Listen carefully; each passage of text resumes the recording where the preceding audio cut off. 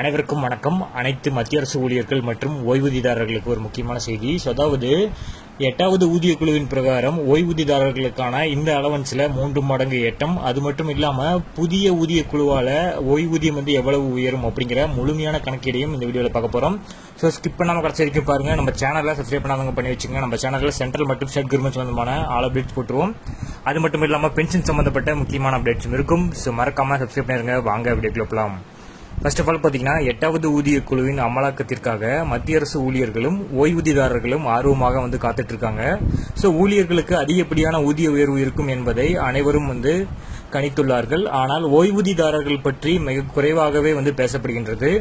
ஓய்வூதியதாரர்களின் ஓய்வூதியம் எவ்வளவு அதிகரிக்கும், ஓய்வூதியதாரர்களுக்கு கிடைக்கக்கூடிய பிற நன்மைகள் என்ன, இந்த அனைத்து விவரங்களையும் இந்த பதிவில் நம்ம பார்க்கலாம். ஓய்வூதியதாரர்களுக்கு பல பெரிய பரிசுகள் காத்திருப்பதாக நிபுணர்கள் ஓய்வூதியதாரர்களுக்கு கிடைக்கக்கூடிய கொடுப்பனர்வுகள் ஒன்றில் 3 மடங்கு அதிகரிக்க போறதா சொல்லியிருக்காங்க. இந்த அதிகரிப்பிற்கான அடித்தளம் மத்திய இணையமைச்சர் டாக்டர் ஜிதேந்திர சிங் தலைமையில் நடைபெற்ற தன்னார்வ நிறுவனங்களின் நிலைக்குழுவின் 34வது கூட்டம் அமைக்கப்பட்டது. கூட்டத்தில் பல முக்கிய பிரச்சனைகள் விவாதிக்கப்பட்டன. கூட்டத்தின் போது ஓய்வூதியதாரர்களின் நிலையான மருத்துவ கொடுப்பனர்வு பிரச்சனைகளை ஊழியர் சங்கங்கள் அரசாங்கத்தின் முன் எழுப்பின.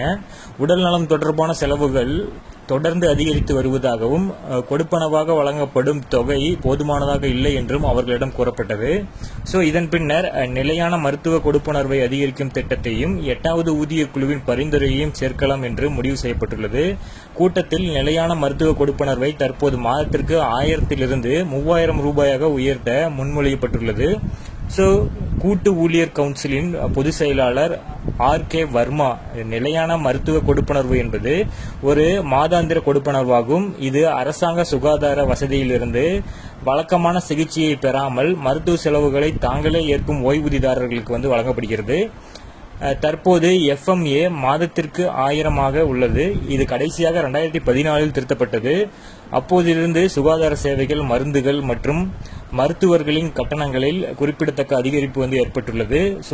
SVOVA-இன் 34வது கூட்டத்தில் ஓய்வூதியதாரர்களோட தொடர்பான பல தலைப்புகள் விவாதிக்கப்பட்டது. இதுல ஓய்வூதியம் மற்றும் ஓய்வூதியதாரர்களோட நலத்துறை நாடாளுமன்றத்தின் நிலைக்குழுவின் பரிந்துரைகளை மேற்கோள் காட்டியது. இந்த குழு நிலையான மருத்துவ கொடுப்பனர்வை 3 மடங்கு அதிகரிப்பதற்கு பரிந்துரைத்துள்ளது. நிதித்துறையும் இந்த முன்மொழிவுக்கு ஒப்புக்கொண்டுள்ளது. பிட்மேன் ஃபேக்டர் குறிப்பாக சம்பளம் மற்றும் ஓய்வூதியங்களை திருத்துவதற்கு பயன்படுத்தப்படும் பெருக்கல் காரணியாகும்.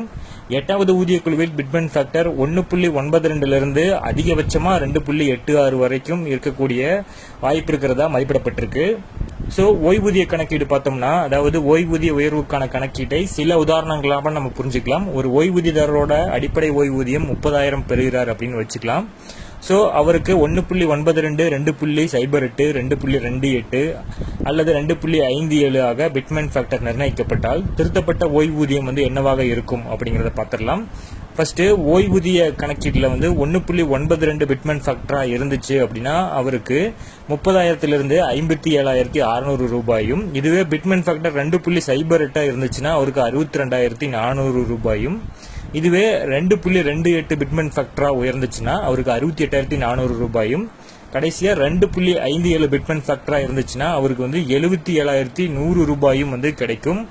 இதனால மத்திய அரசு ஊழியர்களுக்கும் அதே போல ஓய்வூதியதாரர்களுக்கும் இந்த 8வது ஊதிய குழுவின் பிரகாரம் இந்த நன்மைகள் எல்லாமே ஏற்படக்கூடும்.